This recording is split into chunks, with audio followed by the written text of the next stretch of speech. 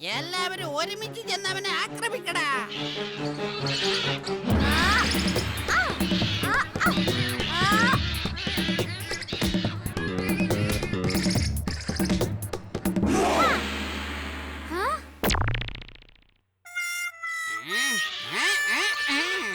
ഇനി ഞാൻ തന്നെ നിന്നെ ഒരു പാഠം പഠിപ്പിച്ചേ മതിയാവും. ചേട്ടാ, ഞാൻ നിങ്ങളെ ബഹുമാനിക്കുന്നു. എനിക്ക് നിങ്ങളോട് വഴക്കിടാൻ താല്പര്യമില്ല. ആ ജ്വല്ലറി ബോക്സ് കൊണ്ട് നിങ്ങൾക്ക് ഒന്നും ചെയ്യാനില്ല. അതുകൊണ്ടാ ചോദിക്കുന്നേ. പക്ഷെ ഞാൻ ഈ പെട്ടി ഒരിക്കലും തിരിച്ചു തരാൻ പോകുന്നില്ല. നീ എന്നോട് ഏറ്റുമുട്ടി എന്നെ തോൽപ്പിച്ചാൽ മാത്രമേ തരുള്ളൂ. ആക്രമിക്കോ.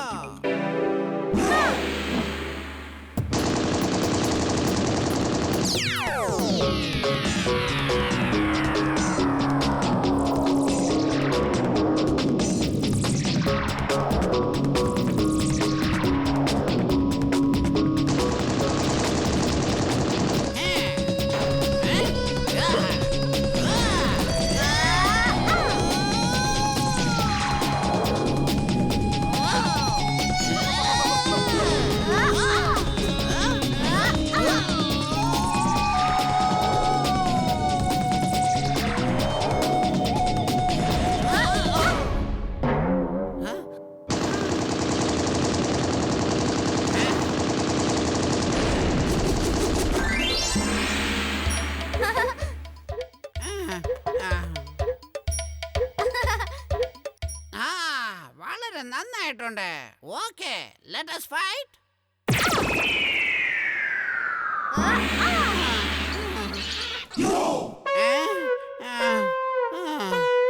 അയ്യോ, മതി മതി. നീ ജയിച്ചോ, ഞാൻ തോറ്റു. ഇന്നായി പെട്ടി നീ കൊണ്ടുവയ്ക്കോ. നിങ്ങളുടെ വീട്ടിലേക്ക് വരൂ. നമുക്കെല്ലാവർക്കും സുഹൃത്തുക്കളെ പോലെ അവിടെ കഴിയാം. എന്തിനാ അങ്ങോട്ടും ഇങ്ങോട്ടും വഴക്കിടുന്നേ? നീ ഒരു നല്ല മനുഷ്യൻ മാത്രമല്ല, ധൈര്യശാലിയും കൂടിയാണ്. ഞാൻ പോട്ടെ, നമുക്ക് പിന്നെ കാണാം. പോലീസ്! പോലീസ്!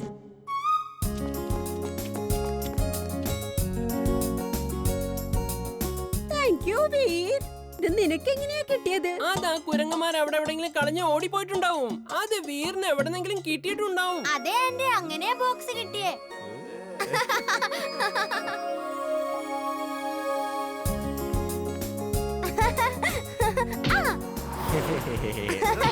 ചുൾബുൾ, നിനക്ക് അറിയോ ഇന്ന് ഇമ്മിലി എയറോപ്ലെയിനിലാ വരുന്നേ? അതെയോ? എയറോപ്ലെയിനിലോ? കൊള്ളാലോ. പക്ഷെ അവള് എവിടെയാ പോയത്? അവൾ അവളുടെ ഫാമിലിയുടെ കൂടെ വെക്കേഷൻ അടിച്ചു പൊളിക്കാൻ ഷിംലയില് പോയതാ. കണ്ടോ, എനിക്ക് ബോൾ ഇവിടെ കിക്ക് ചെയ്ത് മേളില് വരെ എത്തിക്കാൻ പറ്റും. കണ്ടില്ലേ ചുൾബുൾ? ഇതാണ് ഇത്ര വലിയ കാര്യം. എനിക്ക് ഇതൊക്കെ ചെയ്യാൻ പറ്റും. ബോള് തിരിച്ചെടുക്കാനായിട്ട് നീ വേണേ മുകളിൽ പോയി നിക്ക്. പോവാം പോവാം. പക്ഷെ നിനക്ക് അവിടം വരെ ഒന്നും ബോൾ അടിക്കാൻ പറ്റില്ല.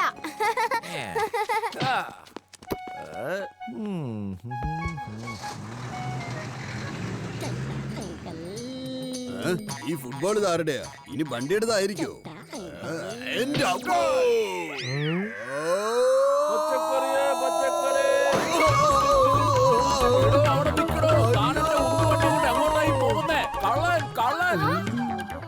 കള്ളൻ ഉന്തുവണ്ടി കൊണ്ട് പോകുന്നേ. എപ്പോഴെങ്ങനെ ഓരോ കാര്യം ഒപ്പിച്ചു വെക്കുന്നേ? അതാ എനിക്കും അറിയാത്തത്. ഇങ്ങനെയൊക്കെ ആരെങ്കിലും ഒക്കെ ചെയ്യുവോ?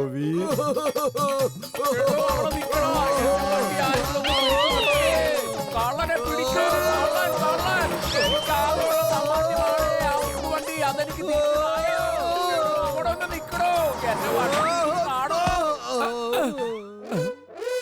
കഴിഞ്ഞോടോ തന്റെ ഓട്ടോ ഒക്കെ?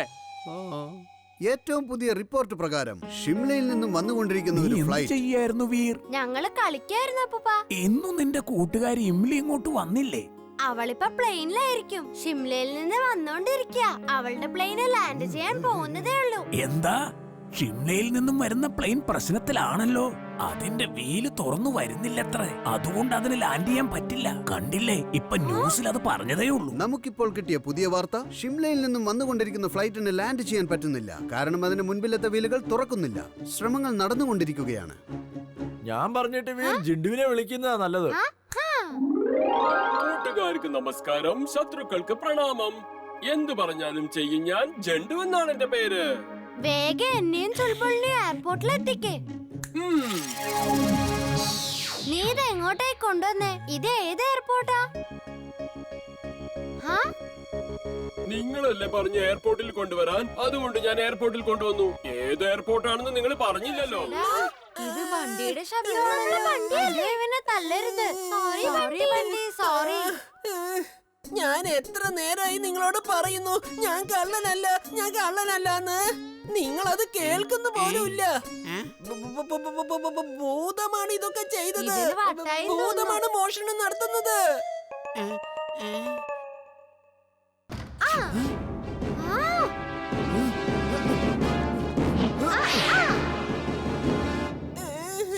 സോറി ബണ്ടി.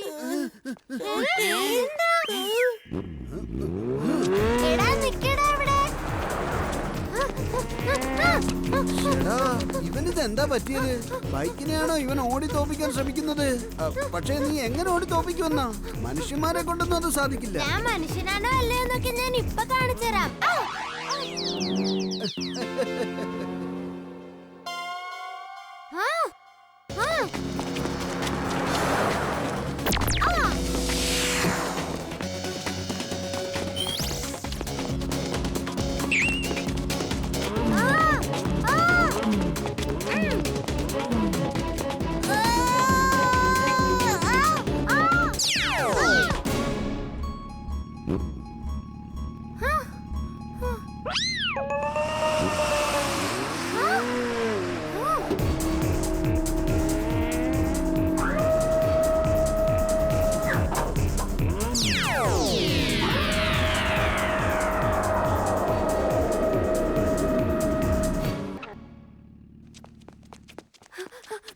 എടാ മോനെ, നീ എത്ര സ്പീഡിൽ ഓടി വന്നാലും എന്നെ പിടിക്കാൻ ആവില്ലെന്നേ.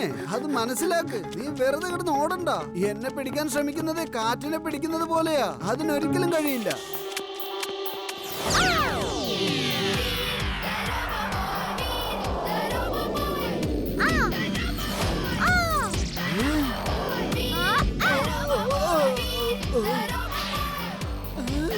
ആർക്കും കഴിയാത്ത കാര്യങ്ങൾ ചെയ്യുന്നതാണ് ഈ വീറിന്റെ ജോലിയും ഉത്തരവാദിത്വം. അല്ല മോനെ, പക്ഷേ നീ ആരാണ്? എന്നെ കാണാൻ ചെറിയൊരു കുട്ടിയാണെങ്കിലും എന്റെ പേര് വീറെന്നാ. ജിന്ദു, ഇവന് കുറെ കാര്യം മനസ്സിലായിട്ടുണ്ട്. ഇവന്റെ ഓർമ്മകളൊക്കെ മായ്ച്ചു കളാം. അകടം പകടം ആലം ഫാലം, നിന്റെ ഓർമ്മ നശിച്ചു പോട്ടെ. ഇനി നീ കോഴിയെ പോലെ സംസാരിക്കൂ, ഓർമ്മയിലൊന്നും ഉണ്ടാവില്ല. കുക്കരക്കോ കുക്കരക്കോ കുക്കരക്കോ. സർ, ഇതാണ് ആ കള്ളൻ. ഇയാള് മോഷ്ടിച്ച എല്ലാ സാധനങ്ങളും ഇയാളുടെ അടുത്തുണ്ട്. പിടിച്ചോളൂ. രാമു, നീയായിരുന്നോ മോഷ്ടാവ്? വിശ്വസിക്കാനാവുന്നില്ല. കുക്കരക്കോ കുക്കരക്കോ കുക്കരക്കോ. കൊള്ളാം വീർ, നീ ഇപ്പോൾ ഒരു വലിയൊരു കാര്യമാണ് ചെയ്തിരിക്കുന്നത്.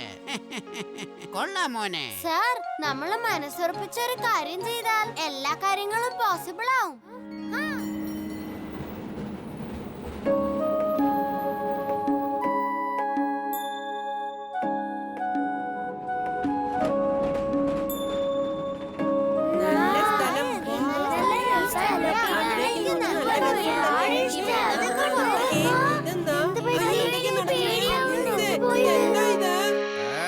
ഇതിനിപ്പോ എന്താ പറ്റിയത്? ഈ കേബിൾ കാർ എങ്ങനെ പെട്ടെന്ന് നിന്നത്? ചിലപ്പോ എന്തെങ്കിലും പ്രശ്നം കാണും സാറേ. അങ്ങനെയൊന്നും പറയാനാകില്ല.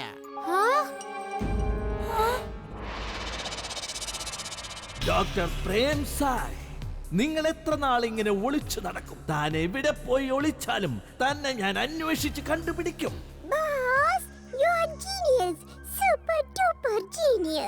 അങ്ങേക്ക് അദ്ദേഹത്തെ എത്ര നാൾ രക്ഷിക്കാൻ പറ്റും? അവള് പറഞ്ഞത് ശരിയാണ് ബോസ്, വളരെ വളരെ ശരിയാണ്. ഒന്നും മിണ്ടാതിരിക്കണോ? കഷണ്ടി തലയൻ, എരുമ, ഒന്നിനും കൊള്ളാത്ത വിധി. ബോസ് പറഞ്ഞത് ശരിയാണ് ബോസ്, വളരെ ശരിയാണ്.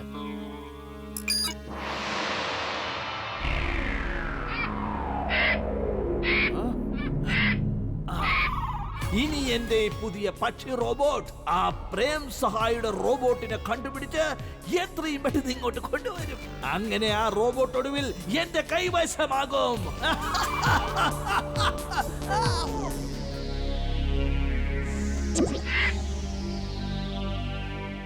ബോസേ ഇതിനോട് എന്തു പറഞ്ഞാലും അത് ചെയ്തു തരുമോ? അതെ അതെ, ഇതിനോട് നമ്മൾ എന്ത് പറഞ്ഞാലും അത് ചെയ്തിട്ടേ ഇത് മടങ്ങി വരൂ. ട്രൈ ചെയ്ത് നോക്കുന്നോ? ആഹാ. എന്നാ ഞാനൊരു കാര്യം ടെസ്റ്റ് ചെയ്ത് നോക്കട്ടെ ബോസ്. ആ പ്രേം സഹായി എങ്ങാനും എന്റെ കൈ കിട്ടിയാലേ ഞാൻ എന്താ പറയാൻ പോകുന്നതെന്ന് അറിയാമോ? Attack attack attack. ഏയ്, എടാ മണ്ണുണ്ണി, നീ എന്ത് ഓർഡറാണ് ആയി കൊടുത്തത്? എന്നെ ഒന്നും ചെയ്യണ്ട. എടാ പക്ഷി റോബോട്ട്, എടാ പ്രേം സഹായിയുടെ റോബോട്ടിനെ പോയി പിടിക്കടാ. എന്നെ ഒന്നും ചെയ്യല്ലേ. ആ റോബോട്ടിനെ പിടിച്ചോണ്ട് വരാ. എന്റെ തല ഇപ്പൊ പൊളിക്കുമല്ലോ ഈ വല.